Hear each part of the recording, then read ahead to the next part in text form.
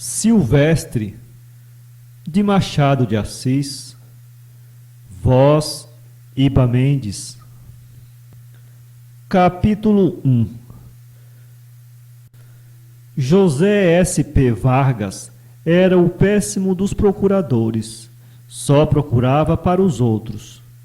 Após 20 anos de incessante trabalho, por sóis e chuvas, muita canseira e muita humilhação, achava-se ele no mesmo ponto de onde partira, com a diferença que partira aos 20 anos e só, e tinha agora mulher e 2 filhos. A odisseia de um desses lutadores do fórum está ainda por escrever. Se alguém a fizer, há de sair-lhe menos brilhante e variada que a outra, mas pode ser que mais triste ainda que monótona, ou talvez por isso mesmo. Mas não tratemos agora do procurador nem das suas peregrinações. Tratemos do filho dele, Silvestre, um descorado menino de 15 anos, melancólico, taciturno, metido consigo, flor nascida em um lugar de pouco sol, prestes a dobrar o cálice para a terra de onde veio. Silvestre custara à mãe dores infinitas. Talvez por isso era mais amado do que a irmã, menina de 12 anos, viva, alegre, refeita, a vender saúde por todos os poros. O pai compensava a filha, amando-a mais do que ao irmão. Ao cabo, ambos os pais queriam a ambos os filhos, com uma leve nuance e nada mais. José Vargas fez ensinar ao filho as primeiras letras, que era o mais que lhe podia dar. Silvestre aprendeu consigo um pouco de francês. Aos 14 anos, o pai quis fazê-lo seu ajudante na procuradoria, mas a organização franzina do pequeno era pouco auspiciosa para tais labutações. Pareceu-lhe melhor metê-lo em um cartório, onde ele se habilitava para escrevente juramentado, e mais tarde escrivão ou tabelião, não saindo assim dos limites do fórum a dinastia dos Vargas. Silvestre não exprimiu a menor objeção acerca de tais planos.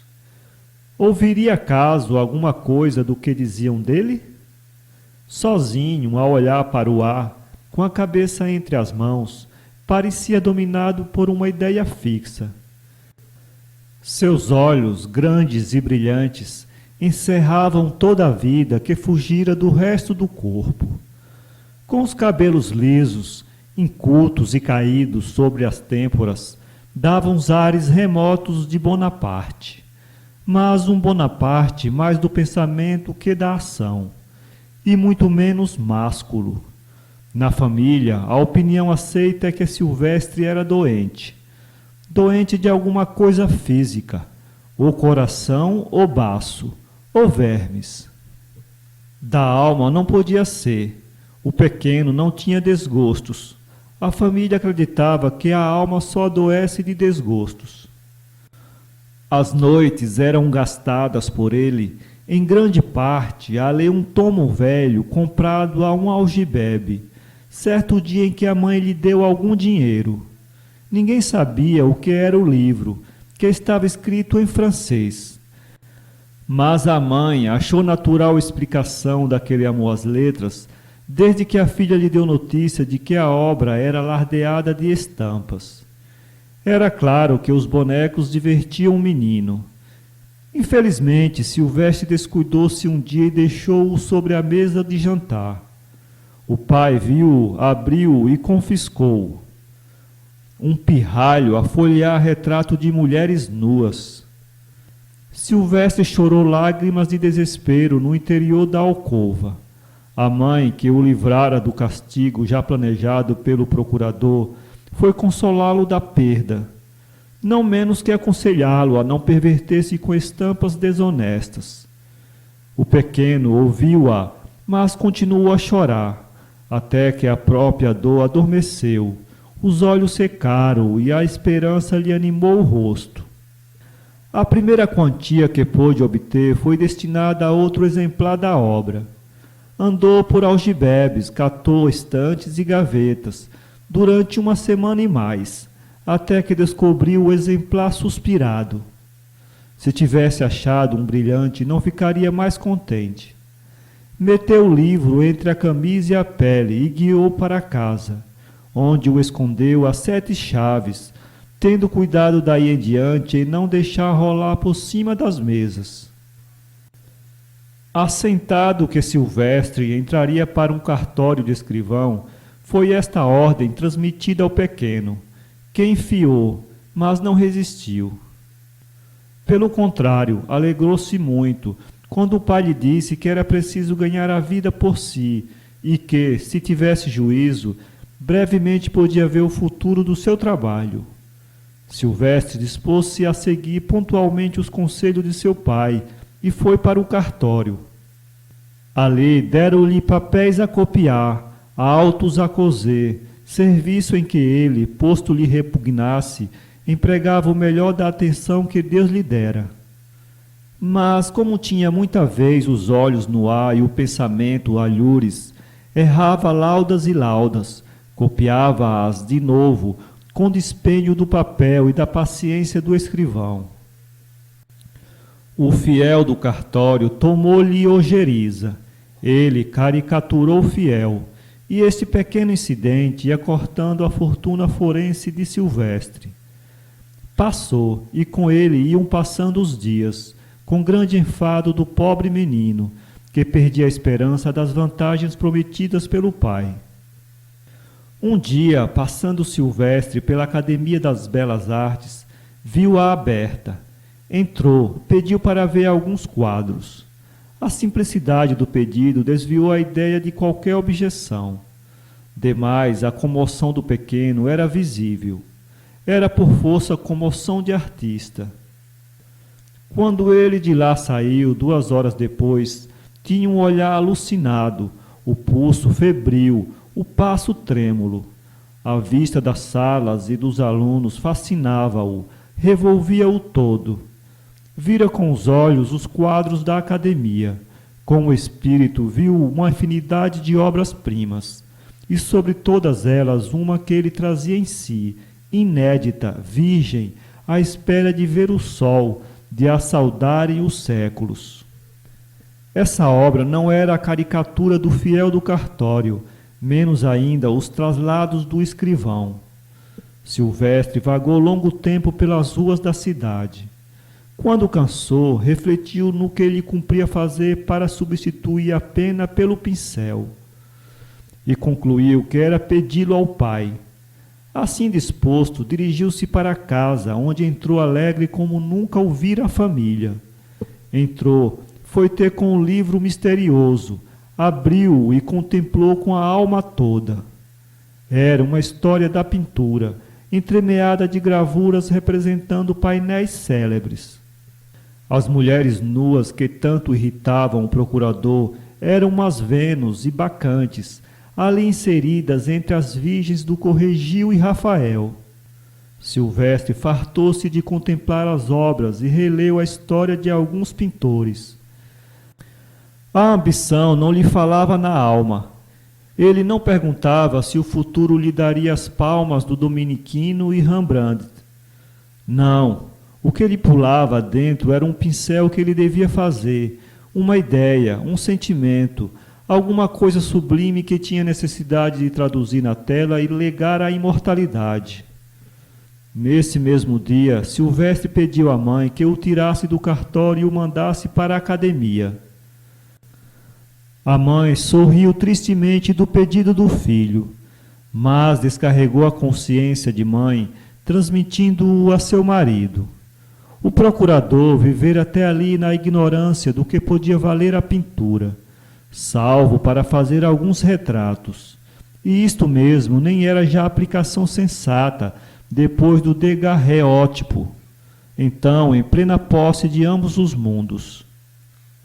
Quando a mulher lhe falou no desejo do pequeno, limitou-se a erguer os ombros. Mas, indo ele fazer-lhe pessoalmente o pedido, José Vargas irritou-se deveras. — Tu estás doido? — disse ele agitando as narinas. pois hás de ganhar a vida a borrar pano? Silvestre tentou fazer entender ao pai que não era precisamente o que ele queria, mas a potência intelectual do procurador não ia até compreender a transfiguração. O pai cortou a palavra ao filho e devolveu-o ao cartório. Não havia mais que obedecer. Silvestre obedeceu.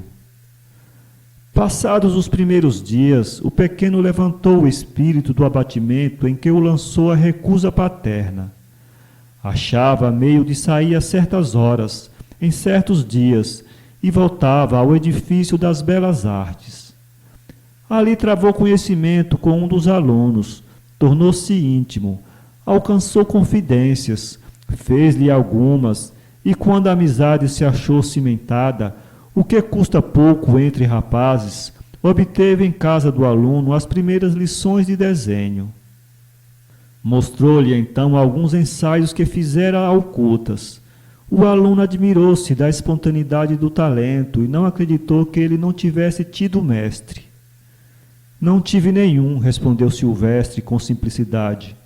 Copiei algumas gravuras que tenho no livro.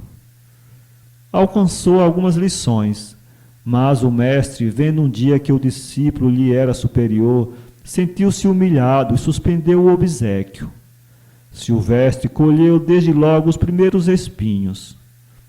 Não desanimou, nem era caso disso. O que aprender era bastante para desenvolver-lhe o talento. Atirou-se à arte com o melhor de seu coração. Imberbe, como Rafael, não se acreditava menos votado à glória, ainda que para ele a glória não eram os aplausos dos homens, mas só o fato de produzir alguma coisa. Quando lhe pareceu que ia bem no desenho, experimentou o emprego das tintas. Arranjou uma tela, armou um cavalete e trabalhou consigo. Ao cabo de muita tentativa, convenceu-se de que lhe faltava ainda muita coisa. Voltou à academia a pretexto de visitar o antigo mestre, mas com o único fim de observar como ele e os outros trabalhavam.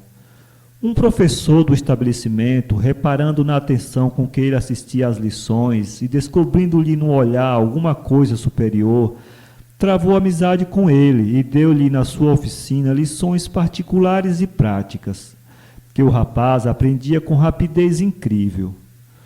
O desinteresse e o desvelo do professor falaram na alma de Silvestre e deram-lhe, com as noções da arte que ele adorava, uma alta ideia de generosidade dos homens.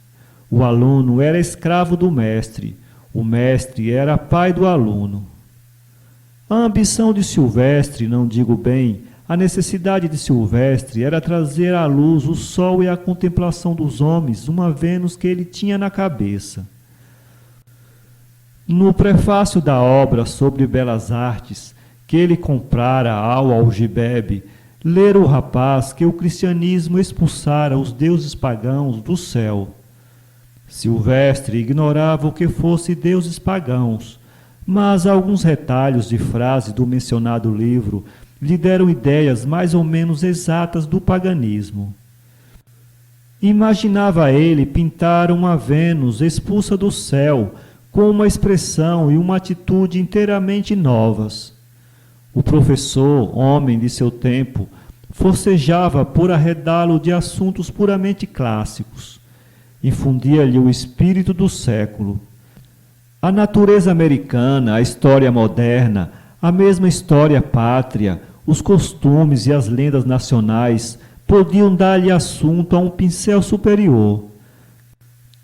Silvestre não abria mão de Vênus.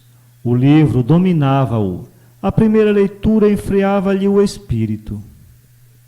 Percebo, disse-lhe um dia o professor, você tem na cabeça um ideal de beleza. É-lhe preciso transcrever na tela. Escolhe Vênus, que era a deusa das graças. Vá lá, faça esse quadro. Voltará depois aos meus conselhos. Não é preciso dizer que a Vênus e o escrivão eram inconciliáveis e que, uma vez metido com tintas, não podia Silvestre seguir com a mesma atenção os traslados e as certidões.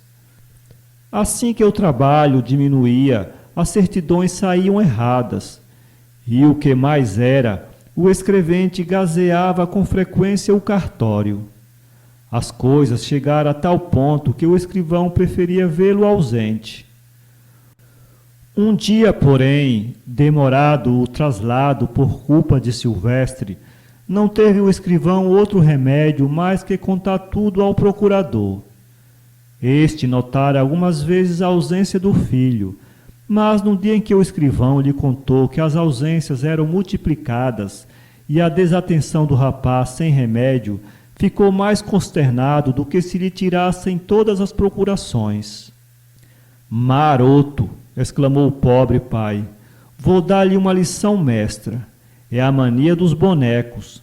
Não cuida em outra coisa." A lição foi comutada em repreensão graças à intervenção da mãe de Silvestre.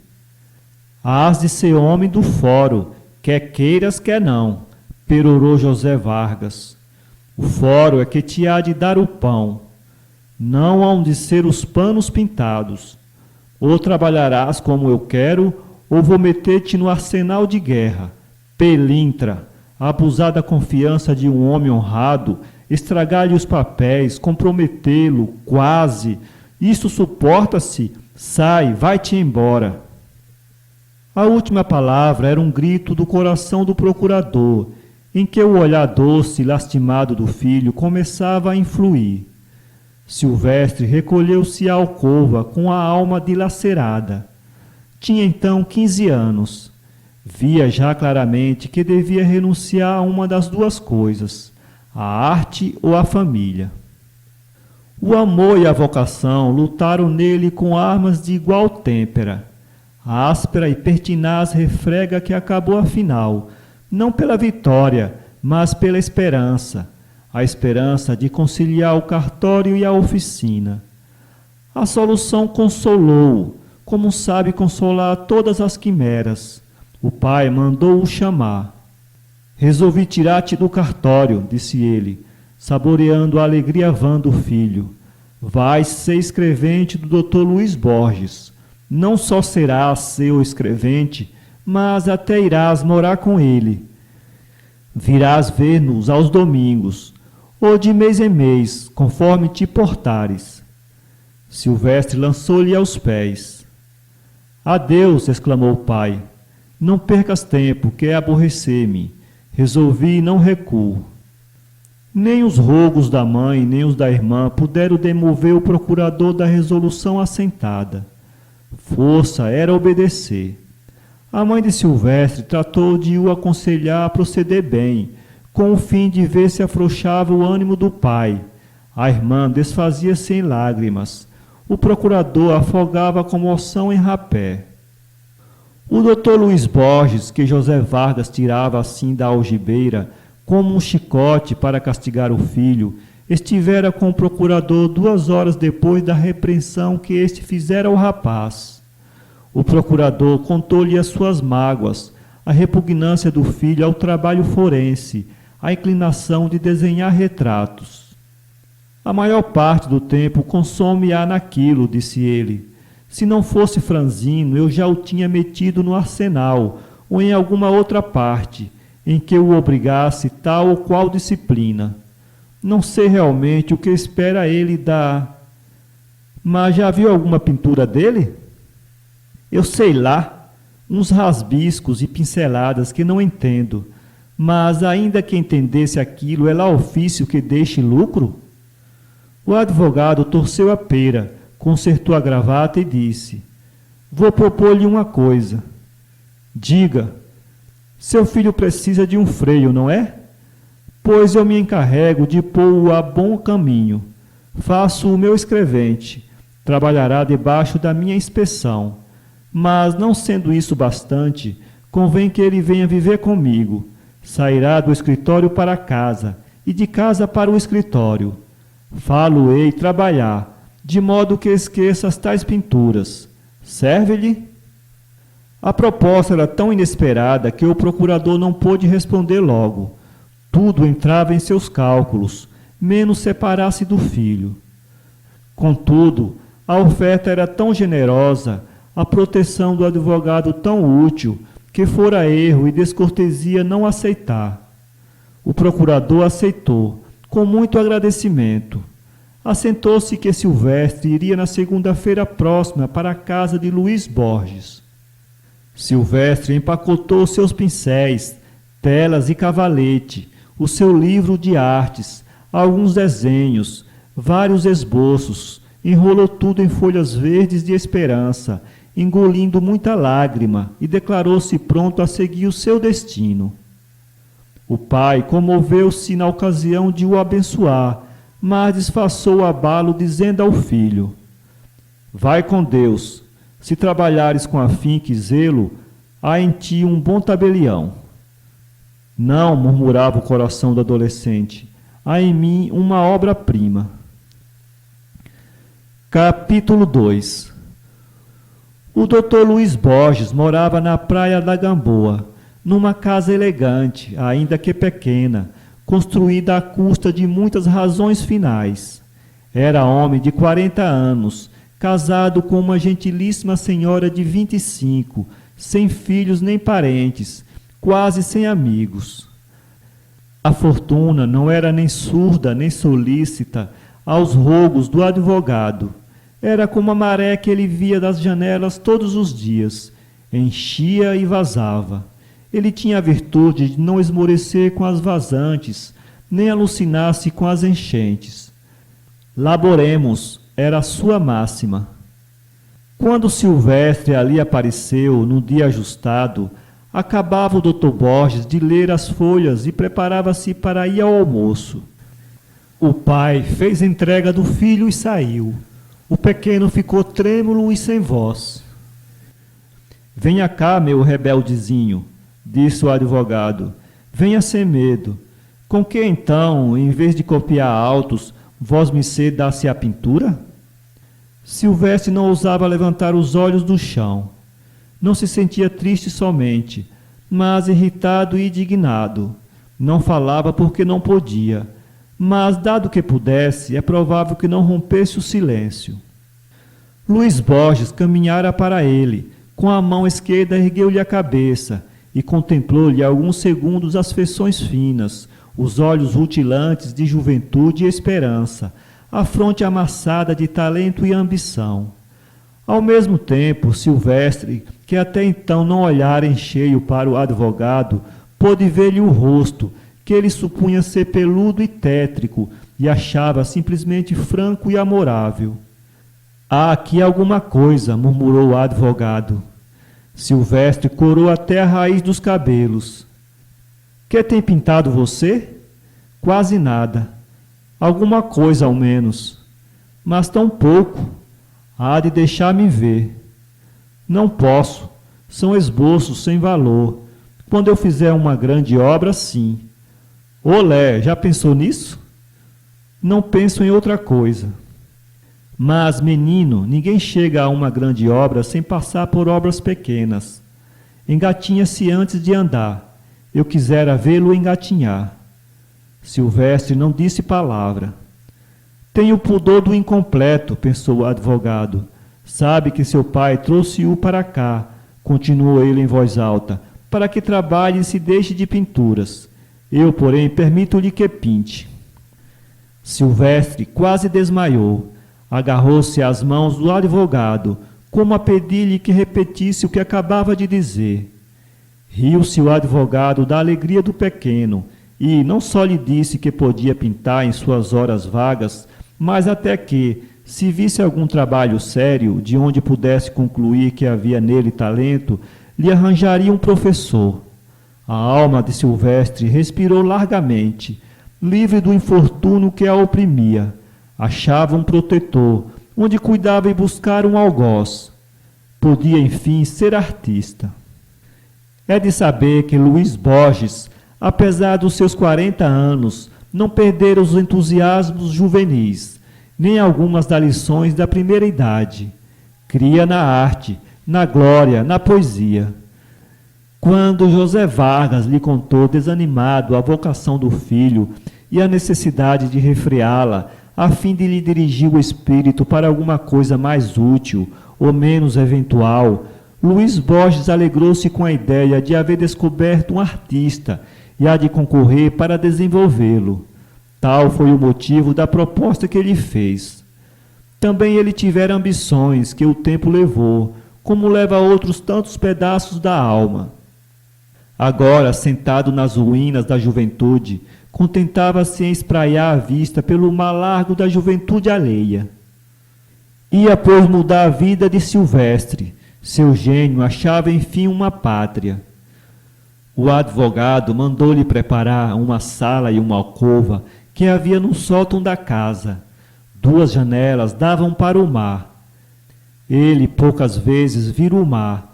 Quase toda a vida esteve confinado em sua casa do bairro dos Cajueiros.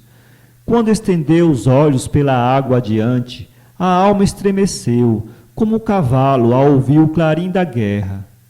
Também ele ia pelejar a dura e gloriosa peleja da arte, que o seduzia e arrastava, e que o mataria se ele não acudisse de pronto.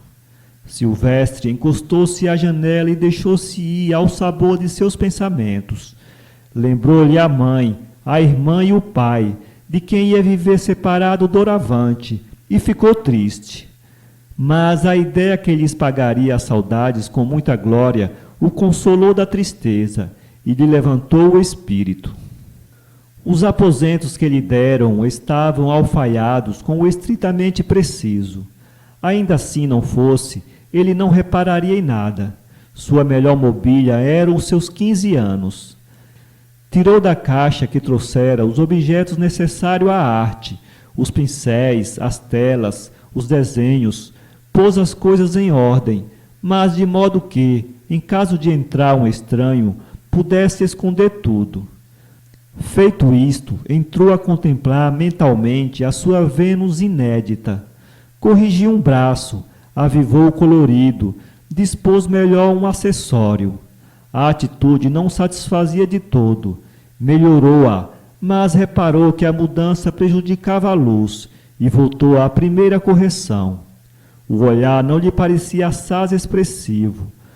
Prometeu trabalhá-lo até alcançar a vida que lhe queria dar. Não é possível dizer com certeza que tempo gastou ele nessa contemplação e emenda. A verdade é que acordou quando vieram chamar para jantar. Luiz Borges recebeu-o no gabinete, e os dois passaram à sala de jantar, onde a mulher do advogado esperava por eles.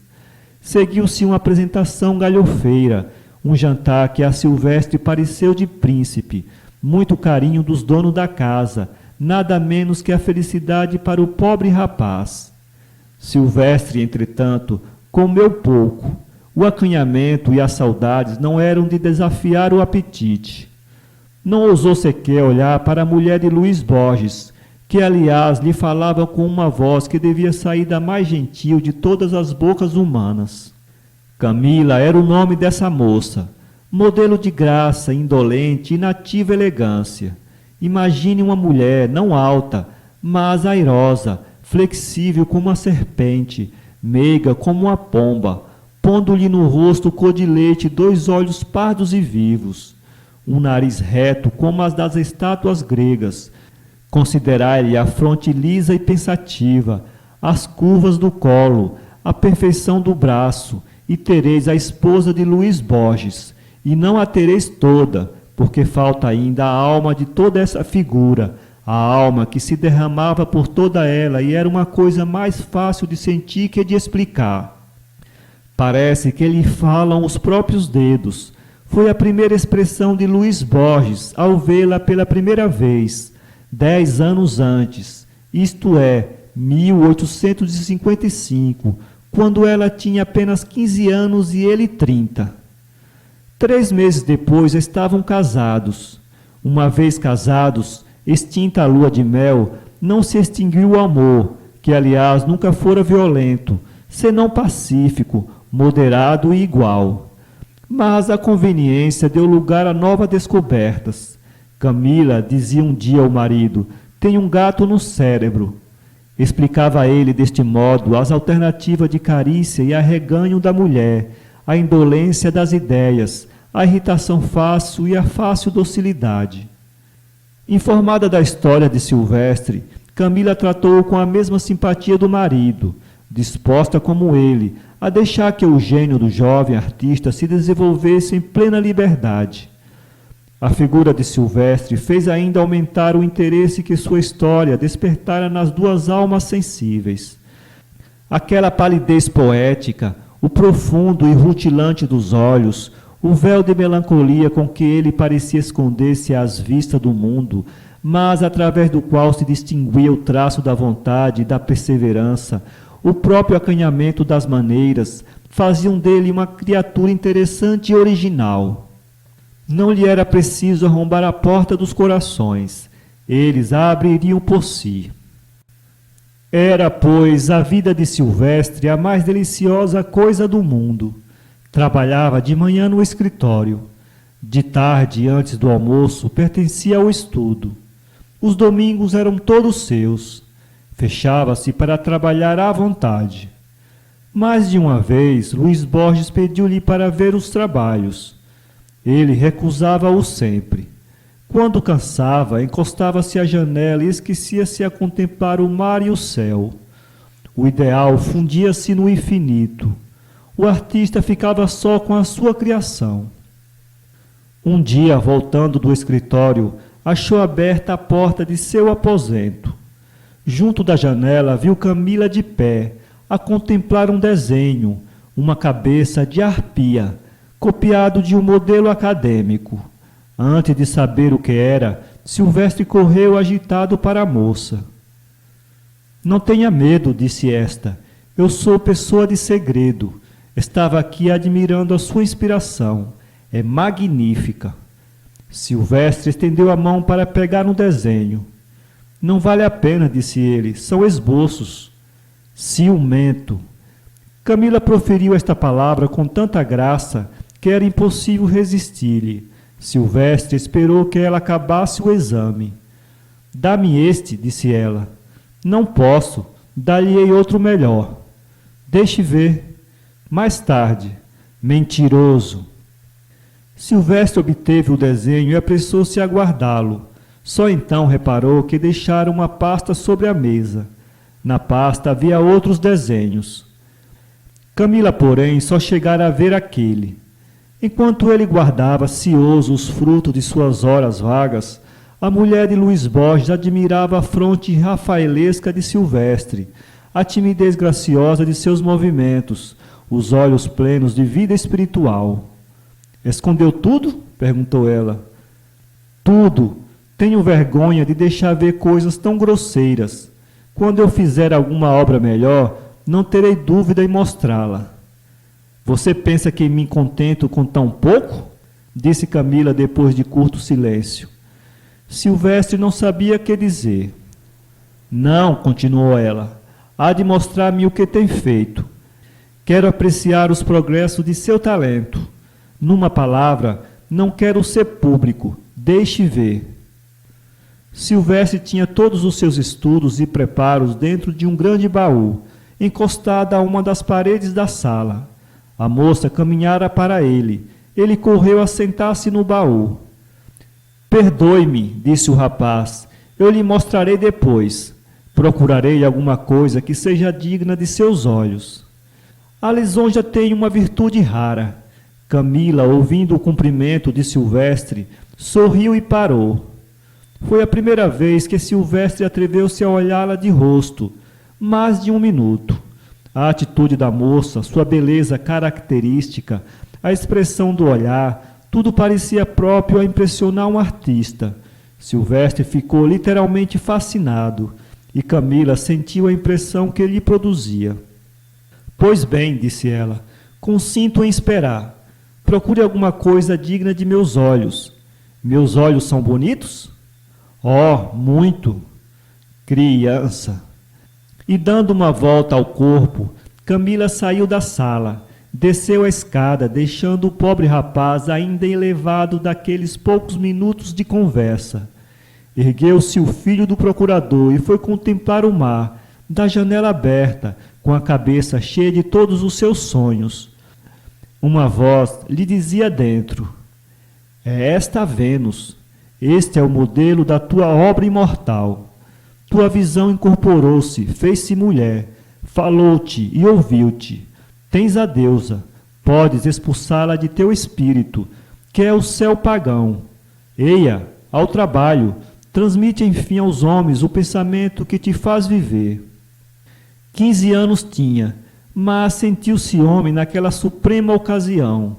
Nessa mesma tarde, cuidou de lançar ao papel os primeiros lineamentos do esboço. Não pôde, não se dominava ainda bastante, mas não desanimou. Trabalhou parte da noite a reproduzir a atitude e a expressão da figura, tais quais as tinha na mente. No dia seguinte estava pronto o trabalho preliminar. Pronto, ele o desfez e inutilizou, como indigno de seu modelo. Não era ainda aquilo. Quase desanimado, volveu à obra, até que ela lhe saiu perfeita. Silvestre sentiu as primeiras alegrias da maternidade. O esboço era apenas esboço. Não tinha ainda as proporções, a cor, a vida, o movimento. Mas era o ovo prestes a soltar a ave misteriosa da sua inspiração. Guardou-o cuidadosamente e cuidou de preparar a tela. Entretanto, Camila não esquecera a promessa do rapaz. Não lhe lembrava nunca em presença do marido. Essa reserva pareceu a Silvestre uma prova de discrição, própria a captar-lhe a confiança. A insistência devia ao mesmo tempo falar a vaidade de Silvestre. Não falou, porque ele ainda a não tinha. Era cedo para conhecer esse verme do talento.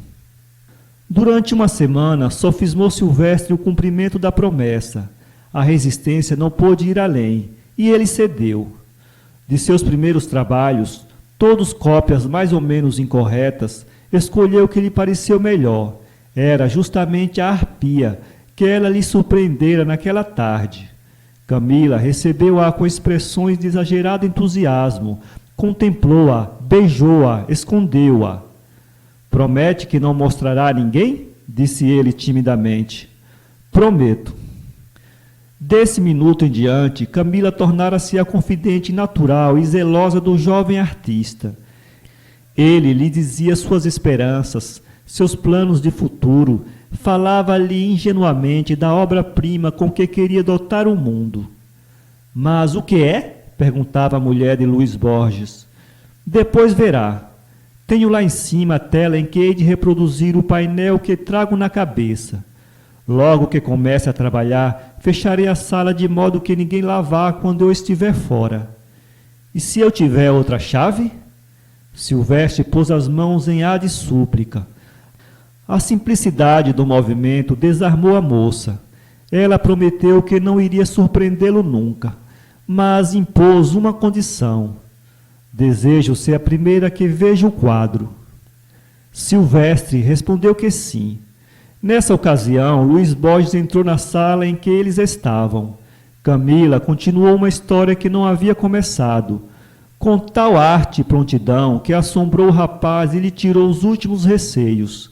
A moça fazia-se cúmplice da glória. Capítulo 3. 15 dias depois, o procurador foi à casa de Luís Borges, a fim de ver o filho. Havia 2 meses que ele não punha os pés em casa do pai. A mãe receava menos ainda a moléstia do que a ingratidão do filho. O procurador, entretanto, estava de algum modo satisfeito com a ausência do rapaz. Venho ver o nosso pequeno, disse ele logo que entrou. Minha mulher supõe que tenha havido alguma moléstia. Nada há, respondeu o advogado. Está são como um pero. Tanto melhor. E trabalha? Muito. Bravo. Acostuma-se enfim ao trabalho. Talvez ainda fale da mania das pinturas. Não importa. Há de perder a ideia com o tempo. Espírito xoxo, dizia consigo o advogado, olhando para José Vargas. Mal sabes tu que preparo talvez a glória do teu nome. Silvestre desceu a ver o pai e dispôs-se a acompanhá-lo até a casa. Na rua, interrogado acerca da longa ausência, não achou resposta adequada. Não queria confessar as preocupações da arte e repugnava-lhe mentir. José Vargas venceu a dificuldade respondendo logo depois da pergunta.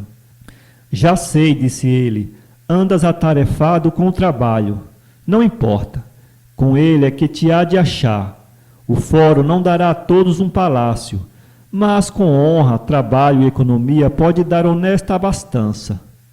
José Vargas continuava uma série infinita de reflexões, ajustadas ao caso, mas alheias ao espírito do filho. Enquanto o pai falava, ele deixava-se ir atrás do sonho favorito. Em casa, a alegria turbulenta da irmã e as lágrimas puras da mãe tiveram a virtude de o fazer baixar daquelas nuvens à terra sólida das afeições domésticas. Poucas horas bastaram para matar muita saudade e aquietar muita aflição. Silvestre esqueceu ali, por algum tempo, os sentimentos de outra ordem.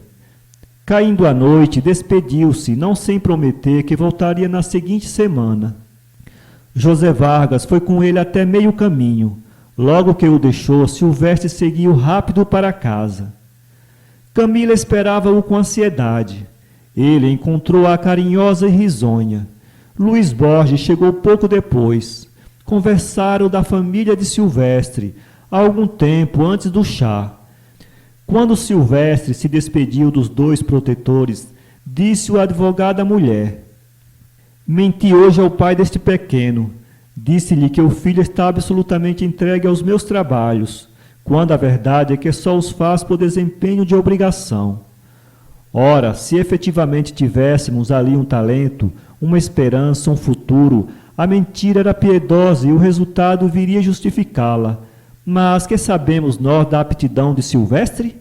Coisa nenhuma. Estamos a embaçar o pai, sem proveito para o filho. É leviandade pelo menos.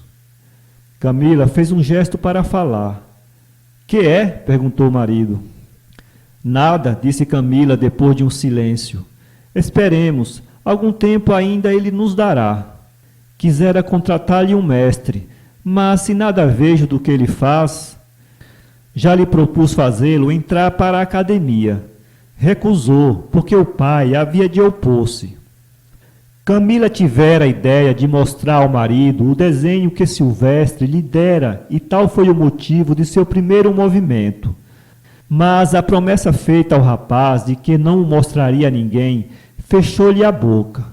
Agora, insistindo o advogado, ela ouvia em sua consciência uma voz remota que dizia: não tenha segredo para teu marido. Ao que outra voz mais próxima respondia: lembra-te da promessa que fizeste.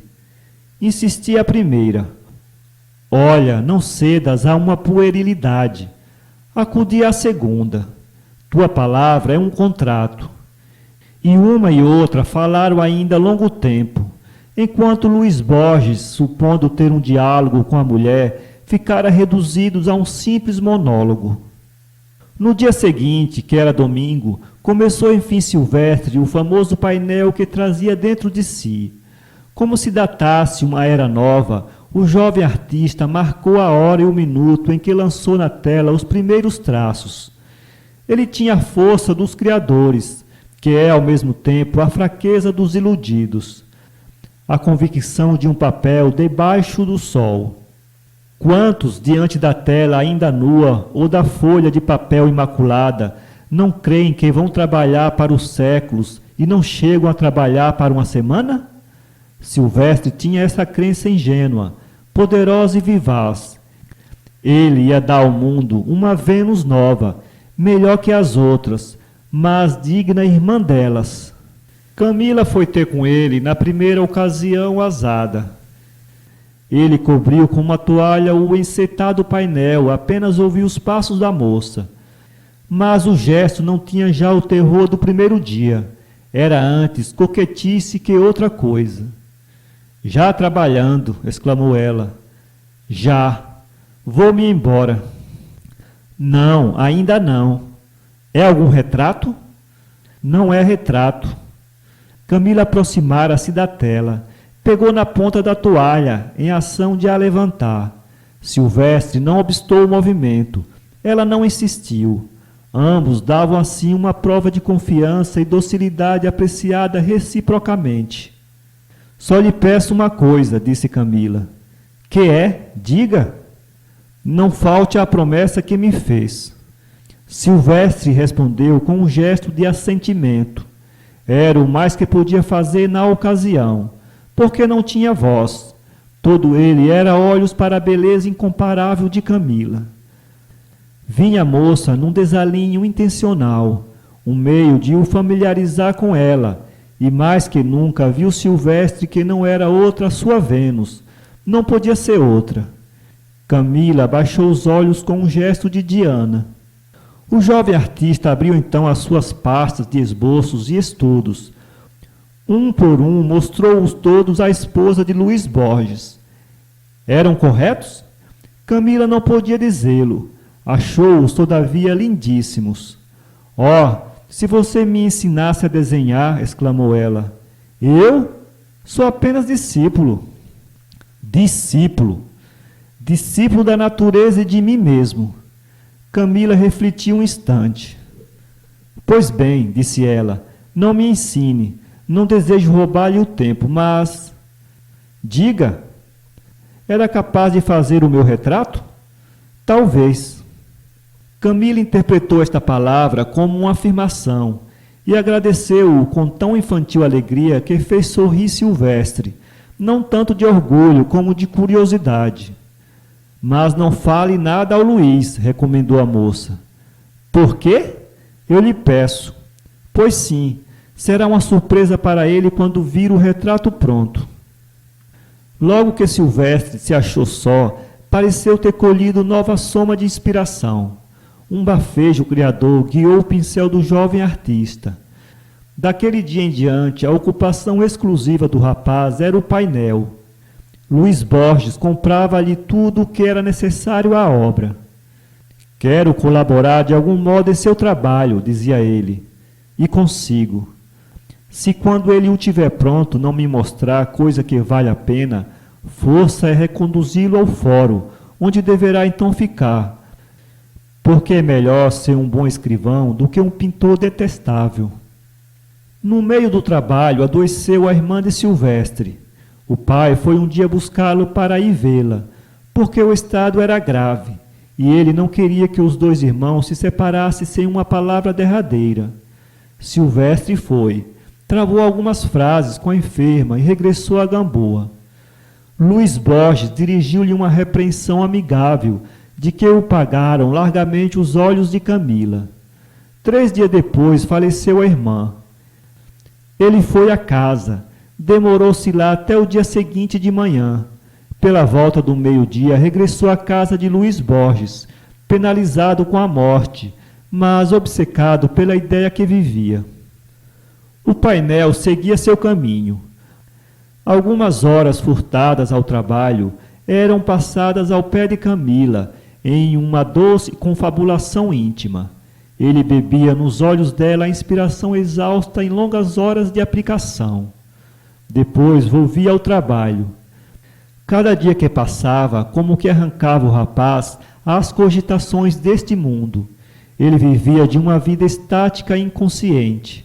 Não se lembrava já de ir visitar seus pais.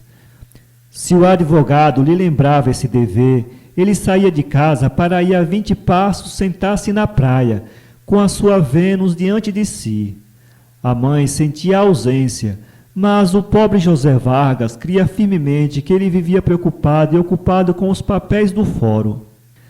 Além disso, dizia ele, não sei que me parece obrigar o pequeno a vir aqui, quando o Dr. Borges nos faz o favor de lhe dar casa, comida e educação. É natural que ele trabalhe em paga disso. Mas, José, 1 minuto ao menos que ele viesse ver-nos. 1 minuto. Só em andar gastava ele mais. Descansa, ele virá quando puder. Não podia, não iria nunca. Silvestre já não pertencia ao mundo das coisas externas. O mundo, para ele, estava limitado nas dimensões da tela. Nem já dava aos trabalhos que o advogado lhe cometia aquela atenção com que a princípio correspondera aos sentimentos dele. Luiz Borges desistiu de o ocupar mais. Compreendeu a causa da desatenção e dispensou o dia ao escritório. Assim, os dias todos eram passados em casa, entre o painel e Camila. Um dia, enfim, após algumas horas de trabalho, Silvestre desceu e foi ter com a mulher do seu protetor. Ela estremeceu ao ver-lhe as feições transtornadas. Interrogou-o e a resposta tranquilizou-a. Nada acontecera que prejudicasse a obra. Tive uma vertigem, murmurou ele. Uma vertigem. Anda a descansar um pouco. Silvestre estava ainda pálido. Sentou-se. A moça ficou diante dele alguns minutos. Quer saber uma coisa? Perguntou Camila. Você trabalha muito. Não quero mais isso. Agora há de fazer o que eu mandar. Silvestre abanou a cabeça. Não é esse trabalho o que me faz mal, disse ele. É outro, é este. Dizendo isto, o moço bateu com um dedo na testa. Camila, com as mãos, arredou-lhe os cabelos, olhou para a testa silenciosamente e pousou-lhe um beijo leve e úmido. Silvestre não corou. Sentia a mesma impressão de conforto que lhe davam os beijos de sua mãe. Ergueu-se e subiram os dois. Na ocasião de descer, Silvestre, apesar de incomodado, cobrira instintivamente o painel. Não vá trabalhar agora, disse Camila. Por que não? Porque eu não quero. Silvestre insistiu. Ela repetiu-lhe a proibição, não já com a voz doce, mas com alguma coisa da irritação felina. Silvestre cedeu de má vontade. Encostou-se à janela e estendeu os olhos ao mar. No fim de algum tempo, ouviu um pequeno grito. Voltou-se. Camila erguera a ponta da toalha que cobriu o painel. Levantara a pouco e pouco até descobri-lo todo. Silvestre não correu para ela. Deixou-se ficar de costas para a janela, a olhar para as duas Vênus. Era o sentimento da arte que lhe arrancara o grito, que lhe abria extraordinariamente os olhos? Não, era a simples vaidade de moça bonita. As feições da Vênus eram as suas. Camila correu enfim para o pintor, pegou-lhe nas mãos e beijou-as. Magnífico, magnífico! Exclamava ela. Silvestre contemplava o quadro com igual admiração. A Vênus, expulsa do céu, descia pelo ar abaixo, com os olhos voltados para cima, uns olhos travados de cólera, mas de cólera triste e impotente, que são as quedas definitivas. Os cabelos, soltos no éter, pareciam a derradeira auréola da divindade. As mãos comprimiam o peito, os joelhos dobravam-se molemente. A figura desempenhava-se levada pelo vento da morte. O painel não estava pronto, e ainda pronto, faltar-lhe-ia muita coisa que a mão inexperiente do artista lhe não dera. Contudo, era a aurora de um magnífico dia. Camila não cabia em si de contente. Ele explicou-lhe o pensamento da composição, que a moça ouviu com a mão dele presa entre as suas. A senhora há de perdoar se tive o atrevimento. Camila respondeu com um muxoxo de faceirice que bem exprimia a vaidade satisfeita. O painel era a sua própria apoteose. Que importava que a Vênus ali pintada fosse apenas uma Vênus, em vez de uma Santa Cecília, e fugisse do céu em vez de caminhar para ele? Era o seu retrato, tanto bastava. A vaidade, porém, não falava no ânimo do artista. Ele via a moça radiante, como um aplauso, e não se deixava levar do aplauso. Contemplava a obra, ainda longe do ideal que desejava dar ao mundo. Via só o que estava feito e o que havia por fazer. Dali em diante, Camila foi admitida a vê-lo trabalhar no painel. Ele retificava uma linha, contemplando-lhe o rosto, avivava a expressão dos olhos, fitando-os dela. Camila orgulhava-se da obra. E nunca o famoso gato que o marido dizia haver no cérebro da moça se agitou mais frequentemente. Nem mais súbito passou do mole afago à áspera irritação. A mulher de Luís Borges parecia subir ao céu à medida que Vênus descia. As ocupações caseiras eram-lhe já agora insuportáveis. Ríspida como todos, quase só era afável com o rapaz. Enfim, o painel foi concluído, certo dia em que o advogado e a mulher saíram a jantar fora. De noite, Silvestre deu a notícia ao advogado. Sim, clamou este. Não lhe quero dar um abraço antes de ver a obra, mas prometo-lhe que, se for qual a esperamos, fica com 2 costelas partidas. Silvestre sorriu. Verá amanhã de tarde, disse ele. De manhã, acabado o almoço, Camila subiu ao aposento do jovem pintor. O painel estava descoberto. Silvestre, sentado na borda da janela que era baixa, contemplava a namorada. Não a viu entrar, não lhe ouviu os passos sequer. Camila parou a olhar para ele. Ao cabo de alguns minutos, aproximou-se lentamente. De pé, ao lado do artista, também ela ficou largos minutos a namorar a obra. Quanto tempo ali estiveram? Nenhum deles poderia dizê-lo. Silvestre acordou enfim. A sua mão, entre as de Camila, tremia de comoção. Não é tudo o que eu sonho, disse ele, mas respiro enfim, porque eu precisava tirar isto de mim. Camila não lhe disse nada. Seu rosto, sereno e expansivo alguns minutos antes, tornara-se sombrio e o olhar aterrado. Qual é? Perguntou Silvestre. Não me havia lembrado nunca este quadro. Se outros o virem, se for exposto ao público, ver-se-á o meu retrato. E então? Luís não há de querer. Mas por quê? Ora, você bem sabe, são escrúpulos. Luís não há de consentir nunca. Mas que loucura foi a nossa! Eu devia tê-lo impedido desde que você começou. A comoção crescia. A moça andava de um para outro lado, ora falando a Silvestre, ora consigo. Silvestre fê-la parar, segurando-lhe em uma das mãos. Descanse, disse ele. Como? Não aparecerá o quadro em público. Os olhos de Camila responderam primeiro que os lábios. Sim, disse ela, afianço-lhe, mas descanse, será um quadro de família, ficará no lugar mais escondido da casa, ou no mais público à vontade do Dr. Borges. Camila voltou os olhos para o quadro. Mas então, disse ela tristemente, perderá você a reputação, seu trabalho não será visto de ninguém. Que importa? Eu tinha necessidade de o fazer, não de o expor. É bonito? Delicioso. Isso me basta.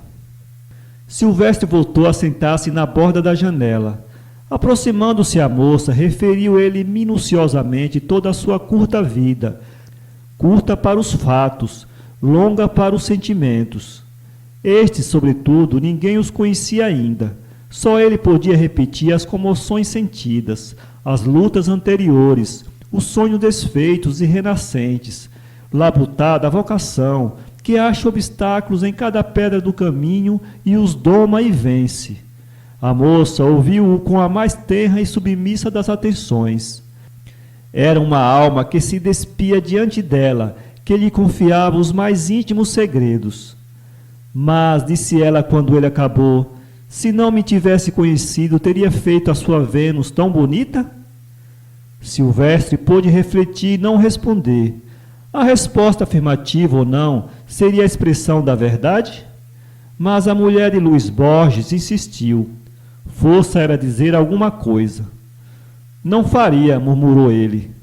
Jura? Não são coisas que se jurem, mas creio que não podia fazer tão bonita se a não conhecesse. Eterna vaidade! A resposta de Silvestre encheu de luz e alegria o rosto da moça. Ela agarrou-lhe as mãos e beijou-as. Casto era o movimento, mas a viveza foi tal que o pobre rapaz empalideceu e entrou a olhar assustado para Camila. Os olhos da moça, pregados nele, pareciam devorá-lo. Nunca a fatuidade olhou mais complacentemente, nem com tanto fogo, mas também nunca a alma de um rapaz foi mais iludida. Silvestre, com as mãos para trás, fincadas no telhado, parecia querer fugir à moça. Vaidoso, pensou Camila. Depois proferiu risonha este gracejo insulso. Se Luís morresse, você casava comigo? Não, não, murmurou Silvestre. Camila recuou 2 passos da janela. A palidez de Silvestre assustava-a. Ia a falar, mas já ele não a podia ouvir. Atirando o corpo para trás, rolara pelo telhado abaixo até a rua. Camila soltou um grito. Agora, o melhor era ir buscar o jovem pintor vivo e são, fazer com que os dois se explicassem, restituí-lo à família e pendurar o quadro.